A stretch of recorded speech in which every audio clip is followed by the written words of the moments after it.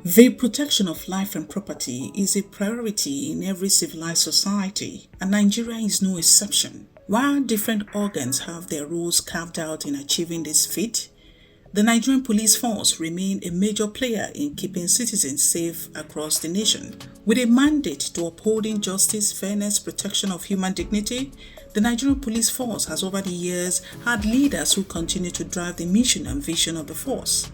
Our focus rests on one of the leaders who rose through the ranks to become the Inspector General of Police.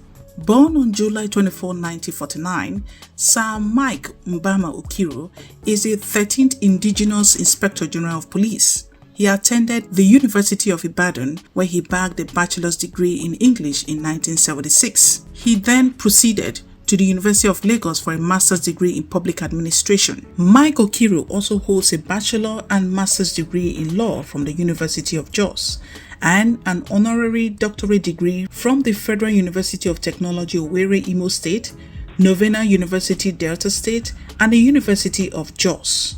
He is also an alumnus of the National Institute for Policy and Strategic Studies in Kure, Plateau, Jos. Prior to his appointment as Inspector General of Police in June 2007, Okiro served in various capacities in securing the Nigerian state. His contributions to national development earned him promotions and recognitions on many fronts. On July 24, 2009, he retired honorably from the Nigerian Police Force, having reached the mandatory retirement age of 60. Mike Okiro became the first Nigerian Inspector General of Police from Igbo extraction in Rivers State, the first NYSC member to become IGP, the first retired IGP to become chairman of the Police Service Commission, and the only police officer who served 8 Nigerian presidents and heads of state. He is married with children and enjoys writing and playing chess in his spare time. Join us as we go down memory lane with our guests on this episode of Conversation with History.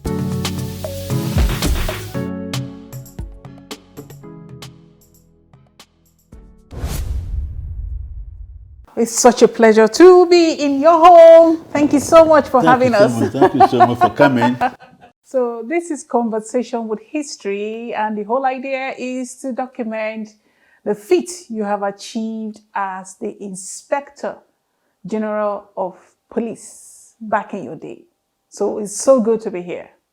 Thank you very much. Yes. So without much ado, let's go into the business of the day, which is, of course, dissecting you. Now, this is me interrogating you, as against you interrogating. You are used to doing the interrogation, but on this occasion, I will be the one interrogating you. Do we have a deal? Well, I'll be the one asking the questions. No, I'll be the one asking the questions. I'll be the one answering. Yes, you answer the questions. Yeah. I ask the questions. I call the shot on this one. It feels so good, to be on the other side of the great divide where I am the one interrogating you and you're the one doing the answering of questions. It's going to be a wonderful experience. Well, when people hear of Mike Okiro, what resonates is the many feats you achieved. But before we go into all of that, would like for you to tell us about your growing up days.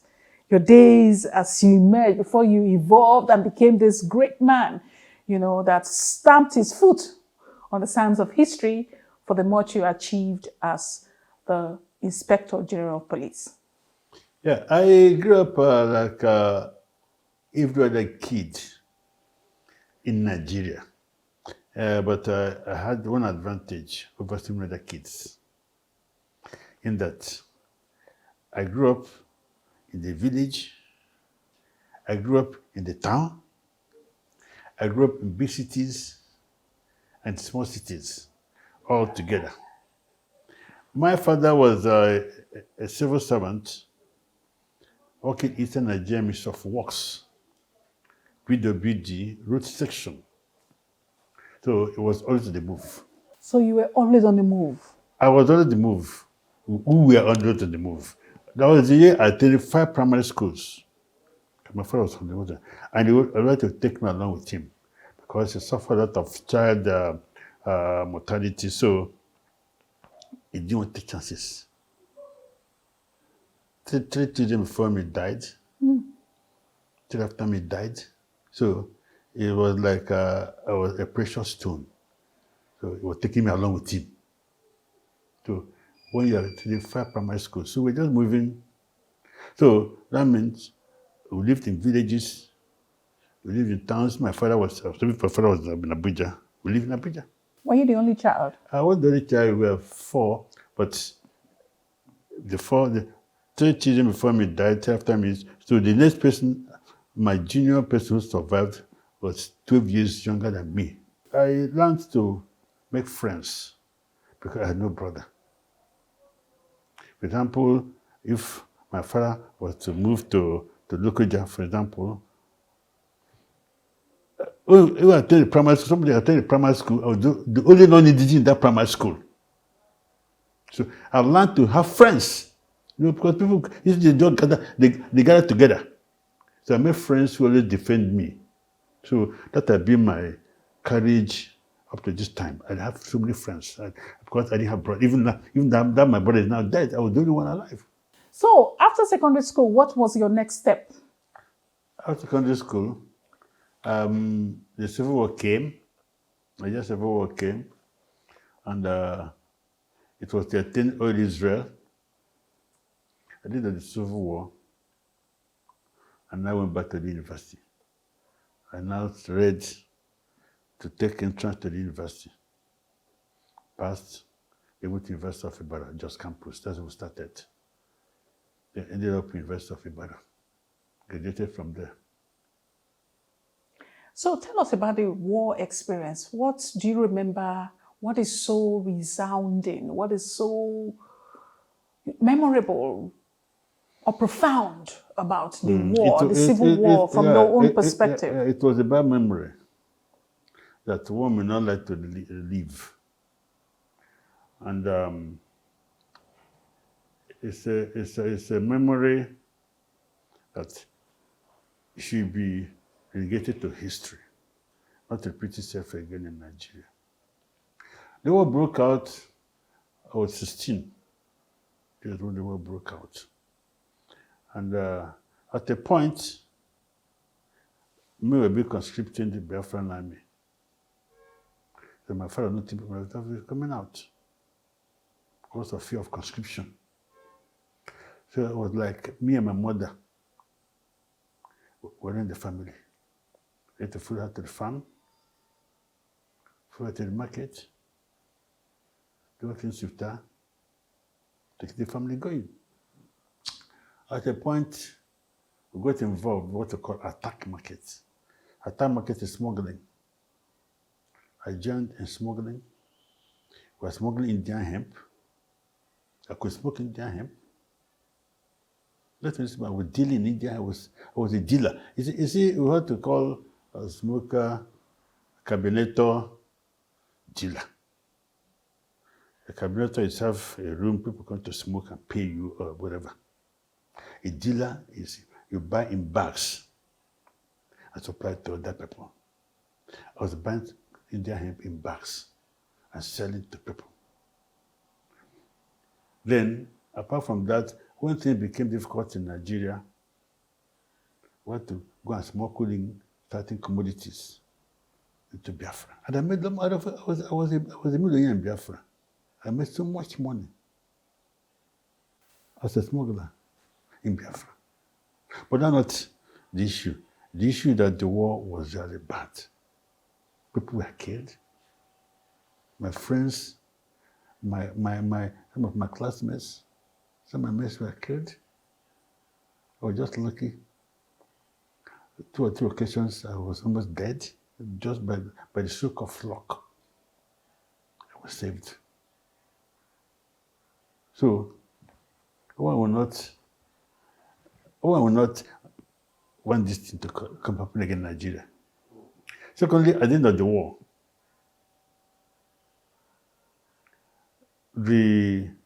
my father retired. He retired.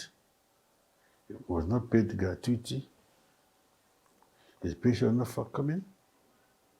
The family was in abject penury. Here was a man I was brought up in the middle class, right? Who lacked nothing. End of the war, nothing.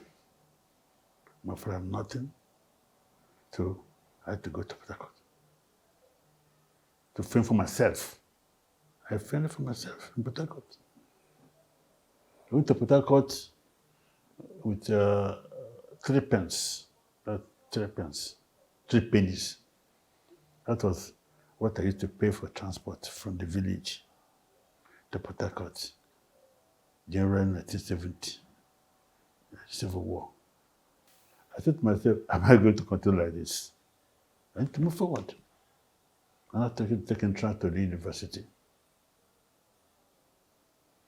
Got in trans, was admitted to University of Ibadan. But before then, I had what I call my educational odyssey. From chemical engineering to mathematics to French, English. Interesting. So why did you settle for English? You could have been any other subject. Yeah, but I looked at the Department of Arts, Faculty of Arts. I could read history or English, or even linguistics. But I prefer to do English. Okay, so earlier on you talked about being a millionaire during the Civil War. What happened to all of that money? Yeah, not all that money. After the end of the war, the money was useless. Then later, they say people have Biafra money to come and submit them. Usually, a relation of mine had that contract to collect money. So, collected, I give my money. When the money was paid, people were paid, there was it, 20 pounds or something. 20 pounds. The money didn't give my own. It didn't give me. So your own relative It didn't give me. swindled you? It didn't give me. All the monies you made that give- period? It didn't give me. So, Well, I suppose for some people, they would just probably believe that... if I was a small boy, I was a small boy, I have all this money. Maybe that's what it felt. So it didn't give me my money. For what it's worth, some may say that it's blood money. No, it's not blood money. It's not blood money. Because drugs and all of that at that time The was... money, he didn't have the money. He didn't know. He just brought the money for him to he put on record and took it back. When the money was, unfortunately, when the money was changed now, they gave flat. Everybody, I think I had 20 pounds or so. Everybody who put money in the bank flat, 20 pounds. He didn't give my own 20 pounds. The reason why I ask is that anybody who have listened to you talk about how much millions you made and how later you were living on pennies, they'll be wondering, what happened to the millions you made during the war? Yeah, because after the war, the Biafra money was like shit money, like India used to say. Paper. Paper, and paper meant nothing. It lost value. Okay. So after your first degree at the University of Ibadan, what was next for you? After my degree, I went to do service in Maiduguri. After that, I joined the police. And I still had that zeal to further my education. I felt BA not enough for me. People were making fun of, Okiro left some of my mess in College Science at Port Harcourt to make a mockery. Okiro left chemical engineering to go and do English. I would say this time doing English when you could have been an engineer somewhere. So I wanted to surprise them to go beyond English. I went to the University of Lagos, the Masters in Public Administration. After that, I still was satisfied because I felt be a police officer. I should be grounded in law. So I'll be able to discuss legal issues. And interpret the law. Yes. So I went to the University of Jos, did LLB, LLM.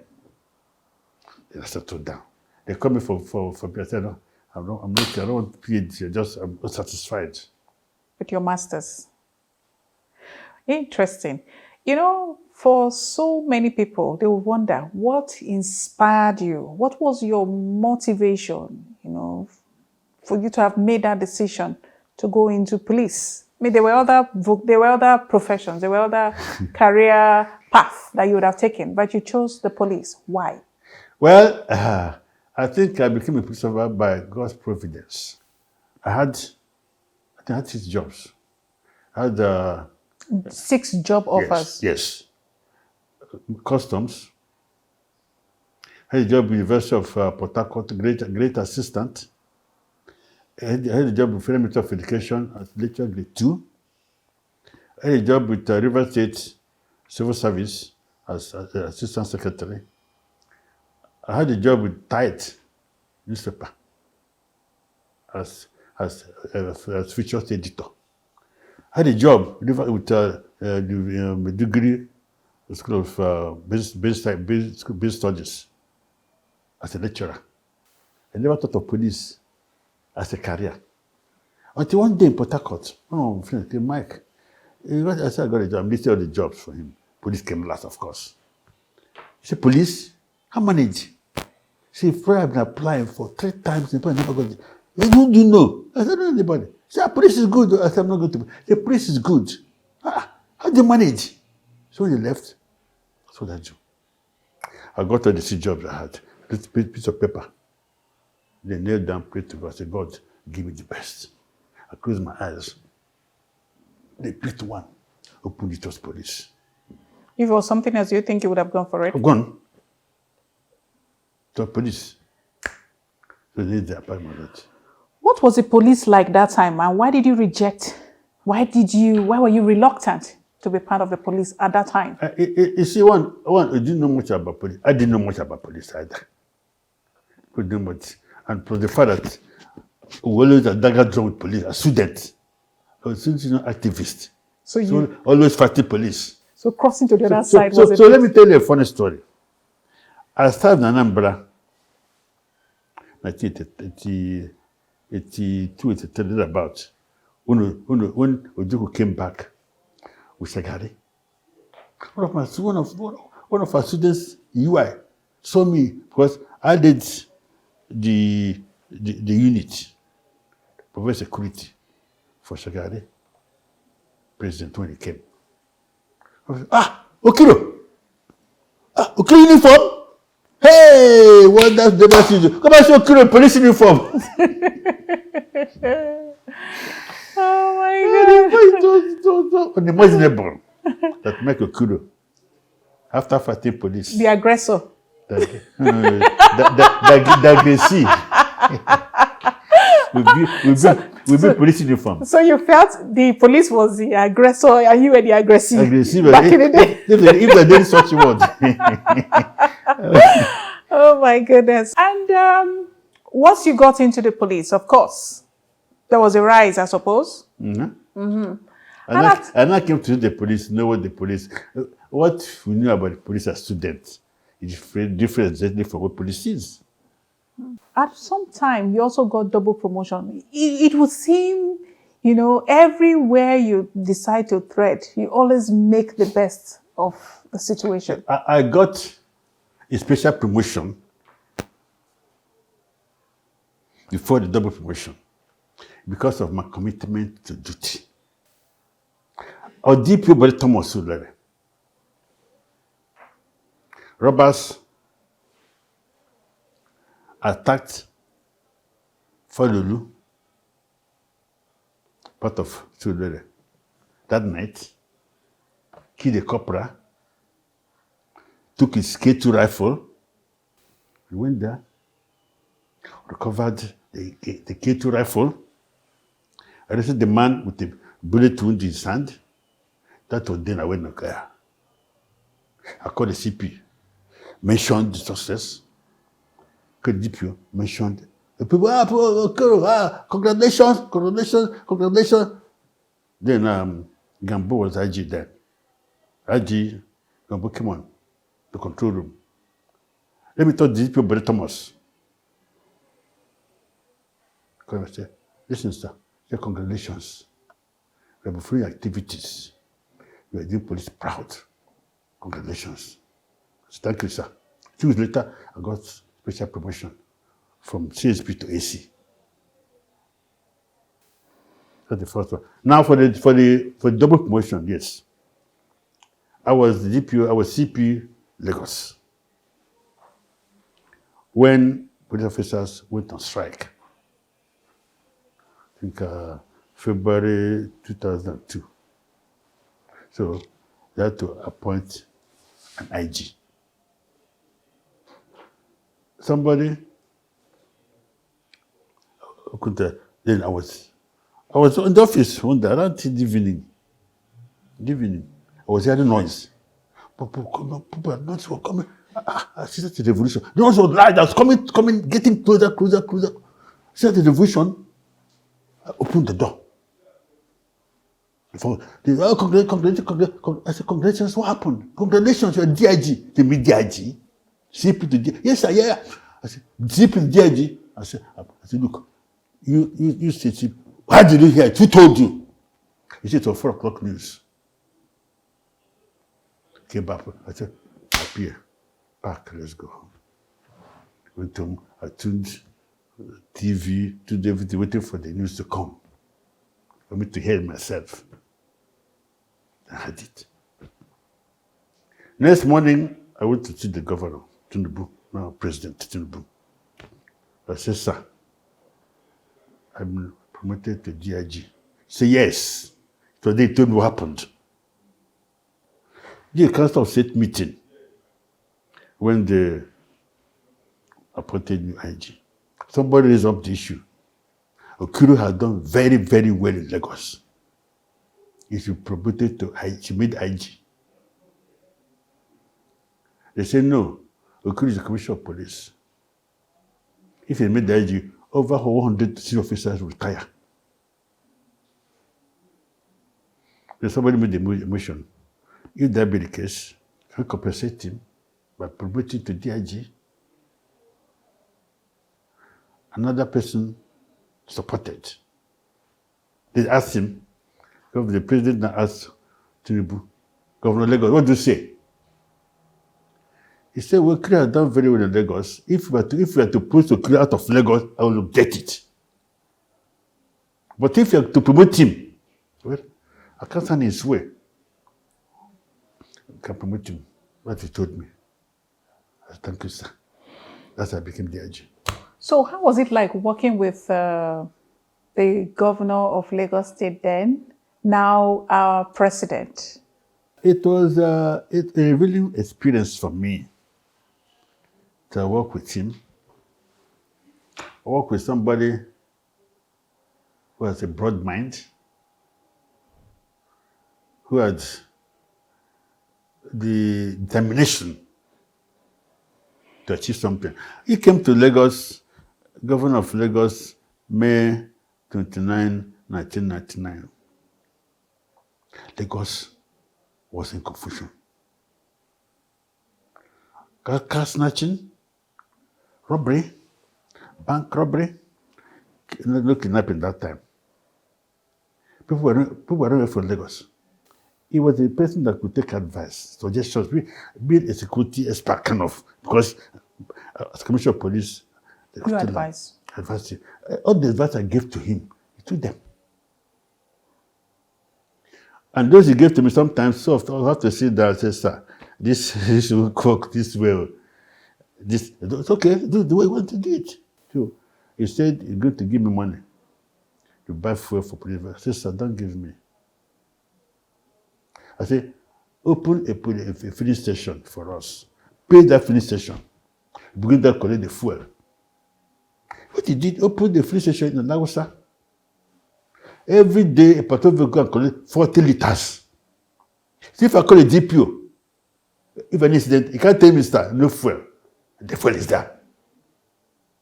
Okay, so given your time, as a CP, as a Commissioner of Police in Lagos, and what is obtaining in Lagos now as we speak, are you really happy with the progress? Are you really happy with the development? Yeah. The issue is that insecurity and criminality is an international phenomenon. It's a problem all over the world. Nigeria is not immune, not in the star. Nigeria is on earth. So the problems, insecurity in Nigeria. Lagos is supposed to be part of it too. But look at the complexity of Lagos. Lagos, I would say, has the lowest crime rate in Nigeria. It's part of the population. economic activities. This is because I want to say the foundation led by Ahmed Tinubu will go for. It brought this security trust fund. Every company completed part of their the profit for police or for security Lagos. You see, police people don't understand this thing. The police is an organization devoted, but if the government does not assist the police, we can do wonders. What you have to quit the police. If that passed the stage, in those days who were small, police me to ride the bicycle with baton. But I said now, we don't need sophistication. What is it about Lagos State that most police commissioners eventually become IGP? Lagos is a testing ground. You're talking about people who have moved to become IGs. There's some people whose careers were deemed and mad in Lagos. I know about 4 commissioners of police. I won't mention names. Whose careers were damaged as well because they were commissioners of police in Lagos. You see? What informed that? What do you think happened? Lagos is a testing ground. And also an exposure ground. If a commissioner of police in Lagos is the limelight, if you make a mistake, people will see it. If you're performing, people will see it. If you're performing like in my own case, looking for Okiro. No, let me give you an example. Here I do. Later I do. When he wanted to appoint IGs, an IG, he's going to appoint IG from the DIGs. So they mentioned this name, the CVs, mentioned this, Michael Okiro. Focus, what are you focus on? It's my IG. It's a former commissioner of police Lagos. It's my IG. So Lagos exposes you. You know, like if you are one of these, let me sorry to use the word backroom states. Nobody sees you. Nobody's about you. But Lagos, if you are good, they will know. If you are bad, they will know. If you are bad, they destroy you. If you are good, they carry you up. That's why you can see that many commissioners of police who went to Lagos became IG. Many also went to Lagos, fell by the wayside. And they were forgotten. For sure they were. Interesting. So now tell us about your road to being the IG. What earned you the position of the IGP, in your opinion? I mentioned it to you an example of when late President Yaradua said, the Commissioner of Lagos is my IG. Plus that is said about me also, what my education qualification, we had about it, BA, MSc, LLB, LLM, police officer. As at that time, I was the most educated in the police as at that time. But now people have PhD and so on and so forth. So that my qualification plus the fact that I was CP Lagos, that qualified me. So I wouldn't know what qualified me, but apart from this to quit the man said. But I think that was enough. Performance in Lagos. All right. So you worked with 7 heads of states in the course of your career. Which would you say was most profound? Which would you say really struck you and challenged you the most? I would say Bangida. Why so? Talk of the military, talk of all of them. It depends on how you look at it. Each personality has its own politics and also sex. And so many of them, Yaradua was quite good. He appointed him in IG. And I'm saying that if Yaradua had remained as head of state, president of Nigeria, maybe for 4 years, that could be changes. But the way it started was fantastic. So, to me, you see, I never had anybody talk bad about Bayeljiwa. You can read about the various past presidents, social media, critics, and so on and so forth. Never had anybody talk bad about Bayeljiwa. Have you? Now, let's talk about policing. I mean, you have been there for a very long time.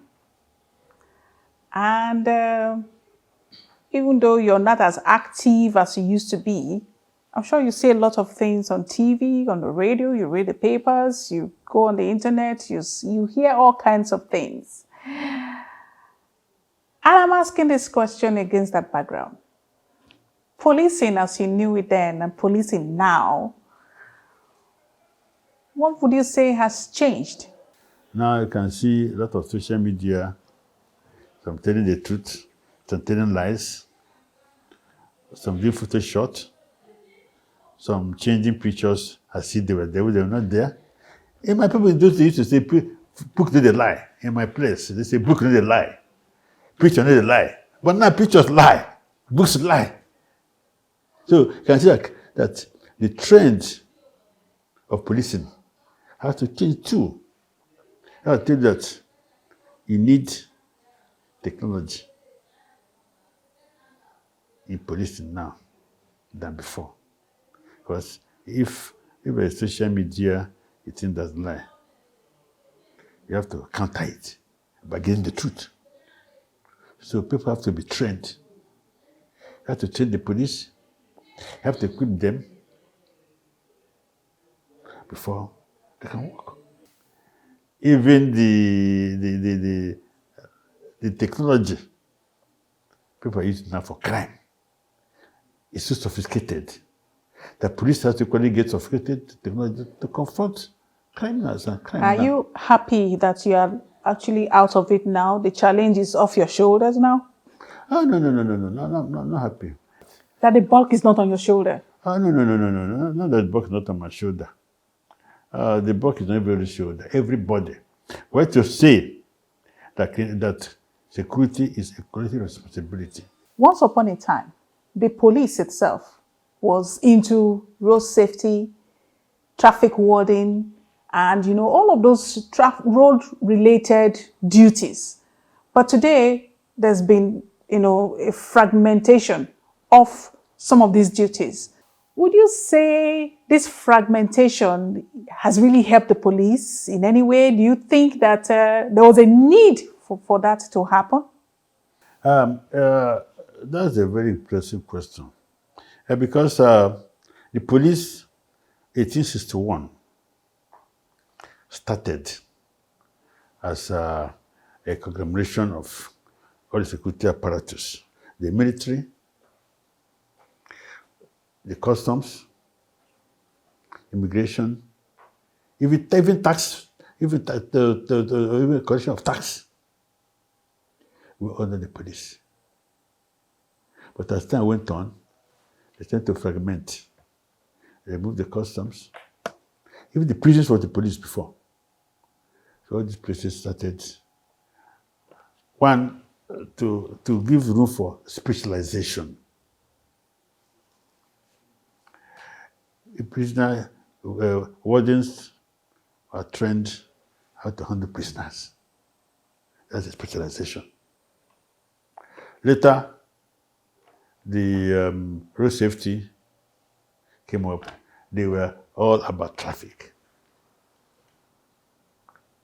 So they're specialized. The police now remain to confront criminals and robbers. Victims about crime.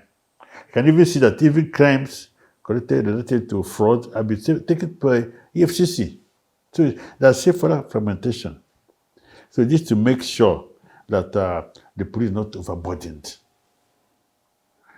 And also the budget, as it goes to various small units, they pay attention to their own specified duties. Is this a case of robbing Peter to pay Paul? Oh, no. It's not robbing Peter to pay Paul. Maybe it's paying Paul alongside Peter. That's a very good perspective to that. So, policing, of course, as you rightly said, is everybody's work, is everybody's responsibility. But something interesting happened not too long ago. We're talking about the SARS, which also resulted to a protest that was tagged End SARS. Of course, you were there, you were seeing everything that happened, that unraveled. What would be your perspective to that whole episode? Yeah. SARS, I formed it in Lagos. I was Deputy Commissioner of Police Operations. Shino Rambo used to come to Lagos in those days, snatch cars, go in a convoy with a lamp on, mount a Land Rover with machine gun in front, machine gun behind. Nobody could stop him.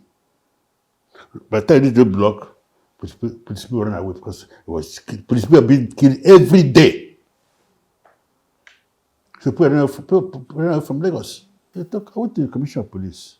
I said, sir, Shino Rambo, I take everybody to Badwu in Lagos. I wish you just fold the arms and leave Lagos like this. You should do something. It's a responsibility to provide security for Lagosians. I want to make a suggestion. I said, sir, let us carry the word to Shino Rambo. So we change men. Put them in roadblocks to mingle up in Mufti. So the fourth day we hit Shino Rambo was at Bega bus stop. We hit them there, killed 2 of his people. They abandoned vehicles. They just managed to escape. The third day, we hit them at Isokoko. Second day, Isokoko. Gradually, they stopped coming to Lagos and started operating in Ogun State. The CP Ogun State sent his officer to me. I took it before the CP to tell them what we did. Oyo came to taught them. So very soon, many commands started to copy us and do. You now see policemen in Mufti checking vehicles, roadblocks. They're to put the uniform. So very soon, you see that the issue for which we created SARS, Special Anti-Robbery Squad, that they've had the federal government, federal police, federal anti-robbery squad. We created special police, and if there was any bank robbery those days in Lagos, SARS will go Mufti. The armed robbers take position waiting for police vehicle to come. Knowing that the vehicle that passed in Mufti were policemen. So we were able to confront them in armed robbery, a car snatching. So many commands copied us. With time, people began to lose flavor. People did not know I formed the SARS around 1992, 93. So you use SARS for investigation, arrest people, they are SARS. So they still do all sorts of things that made people say enough is enough. That's the origin of NSAS. Because SARS people deviated from the zone death of the same fridge, reason for the establishment. They do other things. Okay, what do you think happened? Would you say it was bad management or some policemen just went rogue on the reason why, just went rogue on the mandate? I call it a function of knowledge. I created SARS 1991-92. Most of the people operated SARS now. We're not born that time. These are born with 6 kids. So they didn't know why the SARS was created. They didn't know how it was to be operated. They had SARS. I want to be SARS. That's the problem. Whose responsibility was it? Maybe they have their senior officers. So isn't that a question of Senior leadership? senior officers who should have checked them. Yeah, but like I said, all these things we did not document them to write a story. I just felt this was the best way to tackle this issue. So the big problem for Nigeria, especially Lagos. But I thank God I brought a solution to that problem. And it served its purpose then. Saved the people. Saved the people at that time. In fact, what they should have done after some time, they could have wound up Sars. Yeah, because children number was not coming again. Of course, robbers were always there. They could deal with them. Or maybe better. Or maybe prove on it. I want to also ask this question, and this has to do with, the interface between the police and the military. Once upon a time, this responsibility that the soldiers, the military, have taken up in Nigeria, in policing and keeping boundaries and areas safe, was once upon a time the responsibility of the police. Mm-hmm. What happened? What happened such that now the police are almost relegated to the background, while soldiers who are supposed to be manning our territories are the ones in town, in society, interacting with civilians? Yeah, it is sad. Very, very sad. The military have been employed and directed to defend the total integrity of Nigeria. They also are allowed to work with security agencies for internal security when invited to do so. But now they're everywhere. It means that the police have been relegated to the background, like I said, because of inadequacy of government. I blame the government for it. The police is not well equipped. There's no manpower. When I was Chairman Police Service Commission, I observed that for 5 years there was no recruitment in the police. One would wonder, why for 5 years no recruitment? We have graduates, young men and women roaming the streets without employment, going to crime and do all sorts of things. Yet, the police are supposed to provide security, well staffed. I felt for 5 years, they were recruiting the police. Police lost 59,000 personnel within 5 years. Retirement, death, desertion, name it. After that, the president, I made a special appeal to the president. If they want police to continue, they must recruit. The police are now allowed us to recruit 10,000. For the first time in the history of Nigeria, an agency recruited 10,000 at a go. Isn't it ironic that a population that is growing is not growing security-wise in terms of policing, internal policing? Yeah. I said it a couple of times. I'm going to repeat it now. United Nations said there will be a policeman for every 400 citizens. In Nigeria, where the cities are not even numbered. In fact, you should have 20 policemen for 400 people. But if you don't have it. There's this saying that the police is your friend. If you really want to be honest with yourself and with Nigerians, would you say the police is our friend? Yeah. A very good point. Police is our friend. Okay, another question. Are you a friend of the police? You see the issue that it takes two to tango. If you treat me well, I treat you well. It's reciprocal. If you don't appreciate me, I don't appreciate you. You see, a police officer, we have police in Nigeria. A police officer will stop somebody, will come to the fence, the man will not stop. So where are you? You don't, everybody driver owes more than you. Oh, I'm going to call Okiro. If IG is my friend. How do you feel the constable or corporal on the road feel? You dehumanize him. You debase him for merely doing the job, protecting you. Police officer, maybe that man who's on the road don't even have a car. He has no house. Yet he's there under the sun. Talking about the disrespect that the police force have received from Nigerians, the question therefore will be, could it also be self-imposed given some of the sharp practices that is associated with the average policeman in Nigeria? Could it be as a result of those sharp practices? Because I take this example. You go on the road, you're driving, you are law-abiding, you have everything.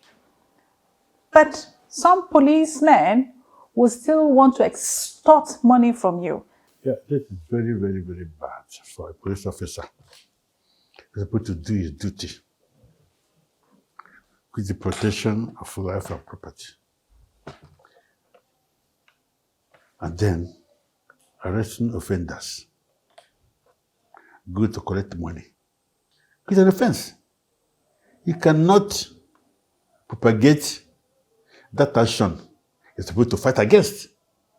It's fair. It's very, very unfair. But then also, like I said earlier on, it takes to tango. When I was IG, I found that I said some people, I said this here before, some people, when police confront them, they give the money. The first thing they do, they give money. They want to give you money, you bought your liberty. It shouldn't be so. The policeman also has the right to say, I do not want to accept this because it is wrong. Yes. Yes, I understand that corruption is a two-way street. There's a giver and there's a taker.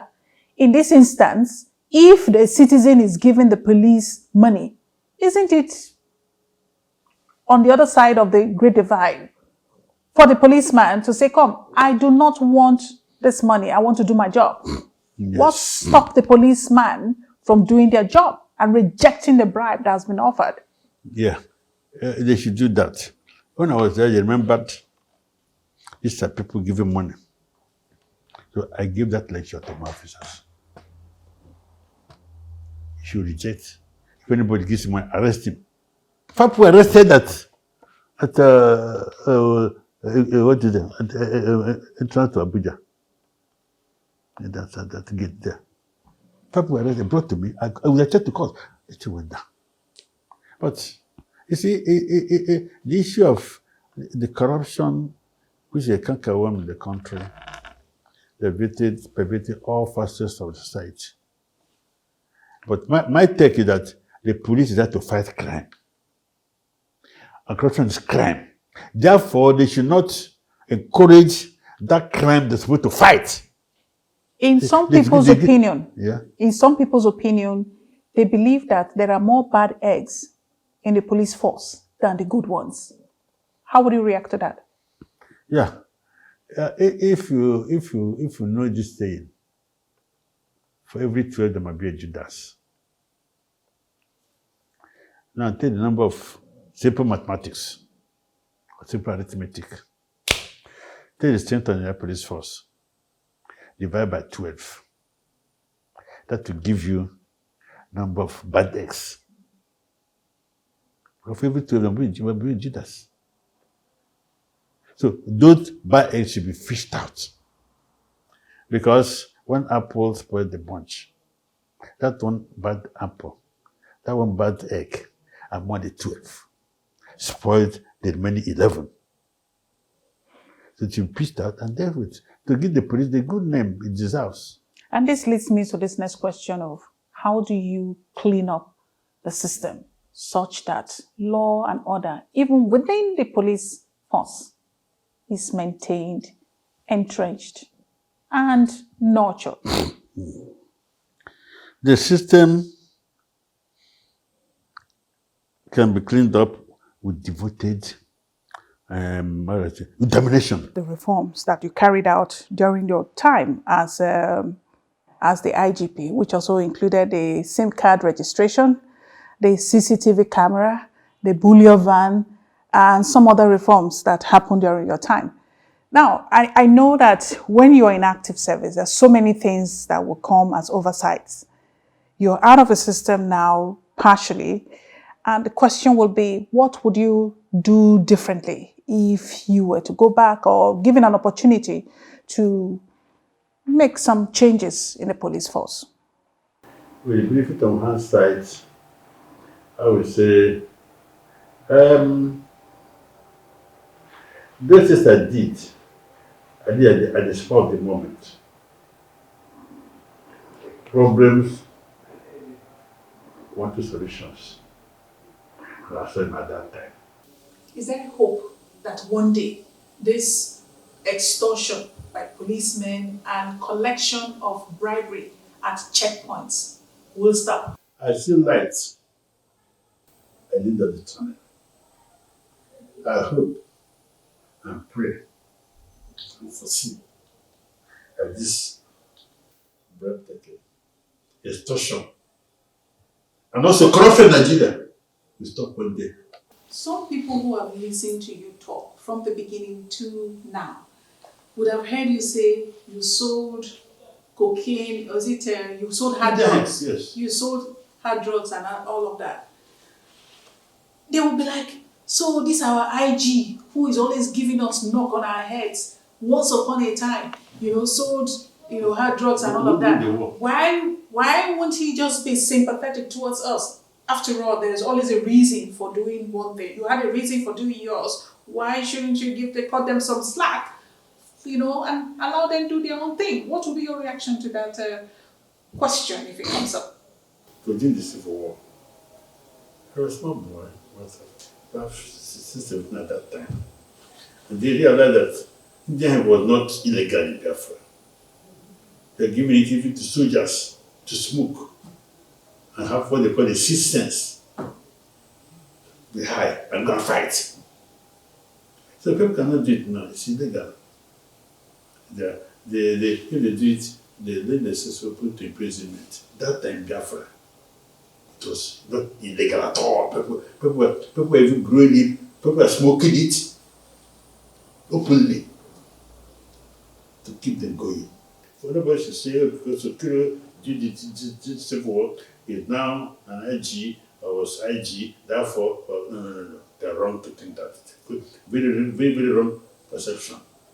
It's been so good speaking with you and having listened to you crisscross through your many experiences that's defined you and characterized you as the Mike Okiro that we know. The one question that one would use to wrap up this interview would be, what has life taught you?